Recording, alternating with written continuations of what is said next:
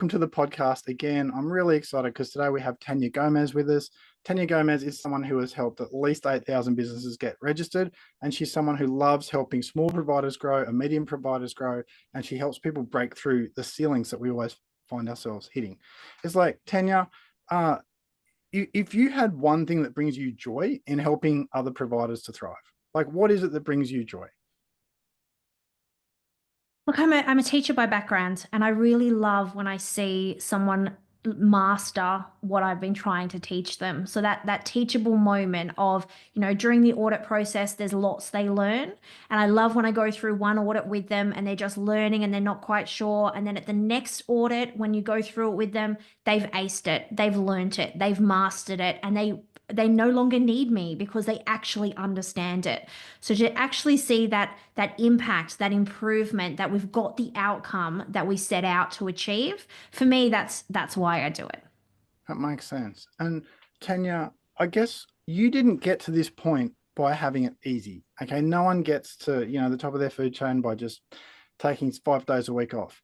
It's like it was hard yards for a long time. What are some of the sacrifices you used to make in your life, in your business, so that your business could succeed, that you're not willing to make anymore? You've just decided that's not for you anymore. Look, I think I've always been a chronic workaholic. Right. I love to work. I think what I'm no longer willing to sacrifice is my health or myself. So I'm a mum of four. I've been pregnant or breastfeeding for 13 years of my life. And doing that while growing and scaling my own businesses. And I think all of that, I always put everybody else first. I put my children first, my business first, my team first. And I'm no longer willing to do that. So I really do believe now that you need to put the oxygen mask on first. And I'm unapologetic about things like going to the gym or going for a run and really prioritizing it. I go and get a facial or a massage once a month. I book it in my diary like it's an appointment that I can't break. So I do those things because I feel like otherwise I get so involved in everybody else's problems and solving them that it's at the detriment of actually my health and my well-being. So I'm no longer willing to do that. That makes sense. And how do you switch off at the end of the day? Um, I don't think I ever fully switch off. I think my neurodivergent brain always has 1 billion things happening in it, but I'm always really satisfied at the end of the day of the amount that I've achieved. And usually at the end of the day, I'm falling asleep with a 3-year-old and patting her to sleep and fall asleep in her bed. So I get lots of beautiful cuddles to end my day and really feel satisfied with both my family and my work life when I'm, laying down to go to bed at the end of the day. Yeah, that makes sense. And not every day is perfect. I get that. But it's nice when you've set up structures that make things work. Yeah. So, what are some structures you've put into place? Because everyone has the intention of going to the gym, everyone has the intention of tucking their kids in at night, but then it's structures that keep us doing that. What are the structures you've got in your life that stop work taking over your life?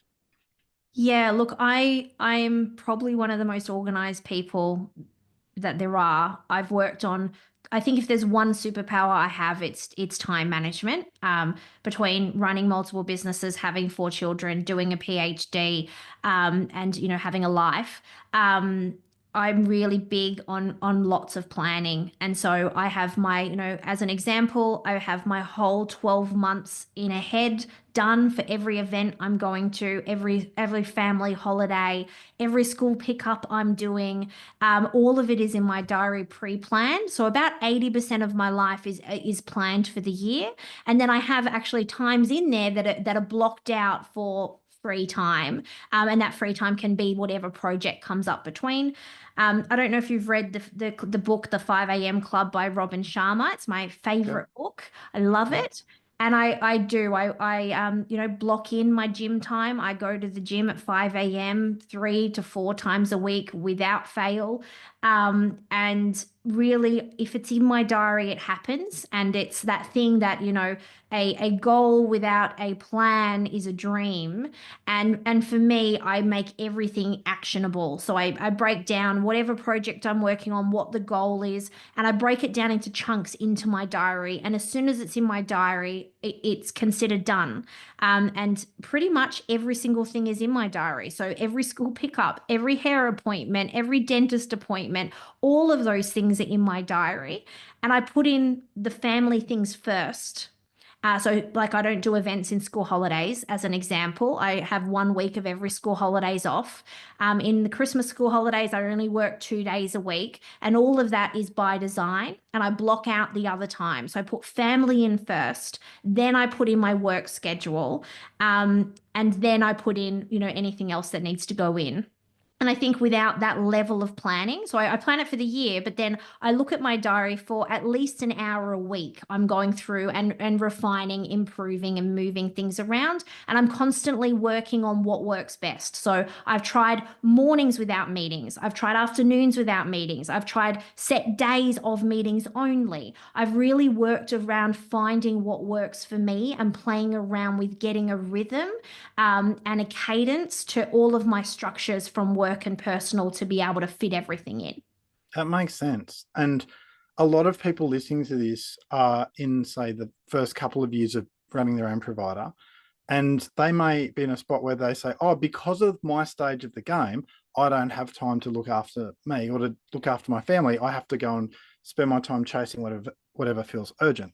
What would you say to someone who, they probably got, say, 10, 20 staff under them, and they're working, say, 55 hours a week. They don't want to be, but they're saying to themselves, I can't change this. What would be your advice to someone in that spot? Yeah, I think it's about systems and processes and really looking at all the things you're having to do in a day and figuring out what actually do you need to do. So what are the non-negotiables that you have to do? So in my business, I have to do payroll. I don't have someone else that can do payroll. I have access to my bank. I have to be the one that does podcast interviews. I have to be the one that records content. I have to be the one that attends our SIL summits and facilitates those. So that's what I have to. Then what do I want to do? I want to, be available for my staff X number of hours a week. So there's what I have to do that has to be me, and then what I want to do. And both those things are equally important to me. What I have to do and what I want to do are both important. And then I work out what can someone else do. So I look at every process in my business. And as an example, if you come and work with me, you want me to be the one consulting to you, but you don't care who puts the logos on your forms, or you don't care who sends the documents to you. So in my workflow, I figure out what can a system do? What can my offshore staff do? What does someone in Australia need to do? And I push down everything I possibly can. And sometimes that doesn't work and it pops back up and sits with me. But I continue to try. So I've pushed down things like managing my diary. That didn't work for me, so I've taken it back. But at least I tried. But in my onboarding process, I figure out what can be automated with a system, what needs to be me, what needs to be a human, and work all of that out. And by doing that, I'm only left with the things that absolutely have to be done by me. And everything else can be pushed down to somebody else. And whether that's a staff member in Australia, a staff member overseas, a system, a process. And that way I'm always focusing on the most highly valuable bit that is either what I want to be doing or what has to be done by me. And in the early stages of business, that might be really hard to do, but there are things you can push down, like things like generating an invoice. I know I'm certainly not the best to do that. I would make a mistake every time. And sometimes it seems like a false economy, you're doing everything yourself anyway. So as an example, going through the audit process, lots of people try to do this themselves. And what ends up happening is they end up failing at audit, or they end up devoting so many resources to getting through the audit process that it costs them thousands of dollars, where they could have just diverted those resources to having an expert like me come in for a very small part of time. So I do that in my team. We do all of our marketing posts 12 months in advance, as an example, but we can't do that with our team. They would be swamped. Nothing else would happen. So we get 3 or 4 extra people for 2 months. We all work on it for 2 months, and then we don't have them for the rest of the year. So we can just contract people for that period of time to get that piece of work done, and then it can be maintained internally very easily. So all of those things come down to knowing the work, knowing what your skill set is, where can someone else help, and either externally contracting that to experts or bringing resources in And you can do that when it can actually save you money and make you more money by you focusing on the most important things as opposed to the urgent things that you've just left that might actually not be best served by you doing them. Yeah, that makes sense. And I fear that there'll be people listening to what you say and go, yeah, but I can't because. It's like, if you can't do that because, you either have to find a way or you wrap up your business and you go back to life, because it doesn't make sense to become slaves. A lot of what you're seeing in your world is people you're working for, they there's a lot of slavery out there of people being slaves to themselves. What would you say to someone who's effectively being a slave to themselves? Yeah, I think it's really easy to think you're running a business when you've actually bought yourself a job, right? And so you need to really think about that. What is the what are you trying to achieve in this business? Are you just trying to replace your income that you received from working somewhere else? And are you happy being an employee in your business? And if you are, there's nothing wrong with that. But personally, I like to run a business that is a business that I can have a month of holidays and know that it won't stop, that it's a saleable asset in the future that someone might buy, that is something that is leaves a legacy beyond what I could. There's lots of reasons for having a business, but they're kind of the three that you usually aim for as an exit. And to run a business, you can't be a slave. You can't be your only employee. You can't be an employee. You need to be working on the business and not in the business because nobody else is going to do the work on the business, right? No one's going to care as much as you. No one's going to put the effort in.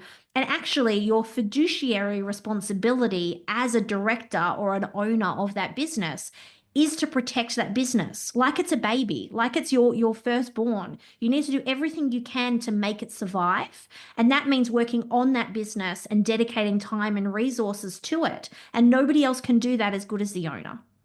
Wow, that makes a lot of sense. And I guess hearing you say that, I hear the confidence that comes with experience. A lot of people when they're starting out, they're underconfident, so they're doing everything.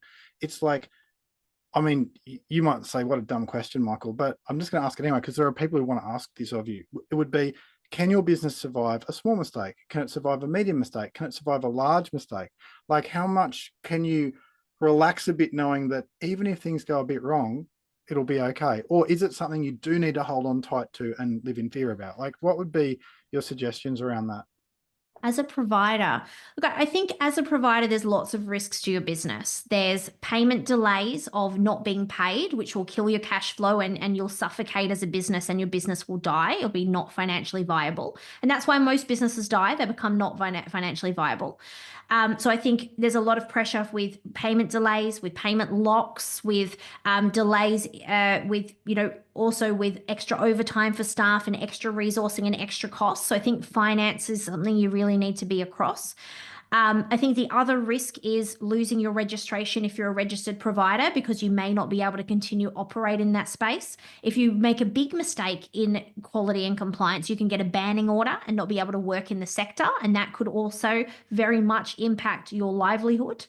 And then there's lots of other risk when you think about things like staffing and those other types of risks to a business. And I think there's low, medium, and high risks in any business, but in a regulated space, it's a big deal. I think the other thing that is worth thinking about is all of the risks to your participants because the very worst thing that can happen in your business is you causing the death of someone in your care or seriously hurting them. That would be not just the legal and the financial impact of that, but the human toll on knowing that that was potentially your mistake. You can't get past that, right? Well, I don't think I could get past that. So I think when we're dealing with humans, when we're dealing with people with disability, we have a really big responsibility to get it right. And that's why for me, quality and compliance is the number one area in a business to focus on outside of finance. Those two things together make or break your business. And so you need to do anything you can to prevent those risks happening in your business for multiple reasons. And I think I think the best thing people can do is be educated. And that's why I give away so many free resources. That's why we do podcasts and we do ebooks and we do free events, is all so that people can really start to think about quality and compliance as the foundation to build their business on, and the starting point for a strong and robust business into the future. There's no point working on with a marketing strategy and growing your business and putting more participants in to a bucket that is leaky, or into a house that is going to crumble, because it's just going to cause more issues. That makes sense. And it's like you've got that the serious nature of it, and you could well lose your business by choosing to step back a bit. But there's also the factor that life happens. I'd rather lose a business than be a slave to it in the long term. But what you're saying is, look, these are the big risks. These are the high level ones. Get them sorted. But Yeah, then say a participant complaining because something was wrong color, that doesn't require the director to make a phone call, you that's know? right. And then what would be another, because what you're saying, actually, I feel like I've learned more in this podcast than I learn in most podcasts. Uh, what goes through your head when someone says, look, she's 30, she's thinking about going out on her own, she's never really had a boss she loved working for. Should she start her own business or should she stay as she is? What sort of things, factors should she consider that she's not already heard from someone else? Um, I think anyone considering it should just do it. I think you just do it. Like, what is the worst case scenario? The worst case scenario is it doesn't go well, you go back to the job that you've got now. So, if the worst case scenario is status quo, is where you're living, what have you got to lose? For Yeah. me, I left a corporate job on a big pay packet. And for me, it wasn't a risk. I was pregnant at the time. I had saved up 12 months of maternity leave that I was going to use. And I started three businesses the same day instead of taking maternity leave. And I knew I had a 12-month runway, 12 months of maternity leave and government payments that would see me through. And I could do as much free work in that time because I'm not earning money, so it doesn't impact my payments from the government, my parent payments, whatever they were called. And I had 12 months. And for me, it was like, well, I might as well give this everything that I've got. And the worst case scenario is at the end of 12 months, I go back to my job. And I was probably going to do that anyway. And I was happy in my job anyway. So I always just try and work out what's the worst case scenario. And if I can live with the worst case scenario, then for me, it's worth the risk. And if anyone's thinking about starting their own business, it's hard. It's hard work. I'm not going to lie and say it's rainbows and lollipops. It's a lot of hard work, and maybe you're not cut out for it, but you certainly won't know that if you don't give it a go. And if the worst case scenario is you lose a bit of money, you lose a bit of time, and you end up back where you are, but you've got one lesson out of that that might improve your life somewhere along the rest of your journey, then for me, it's kind of worth it. Yeah, I'm hearing you. And that's advice I haven't heard from anyone because the NDIS sector is so safe, safe, safe, safe, safe. And people view something like starting their own business as almost on par with having a heart attack. It's like you can survive a failed business.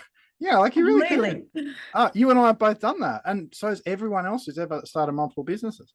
Tanya, I guess what goes through my head is what are you looking forward to in the next few years outside of work? Because we get so excited about our work. Like someone like you, people are always knocking on your door wanting stuff from you.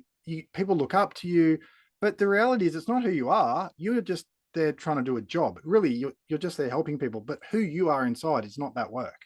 So what are you looking forward to outside of work in the next couple of years?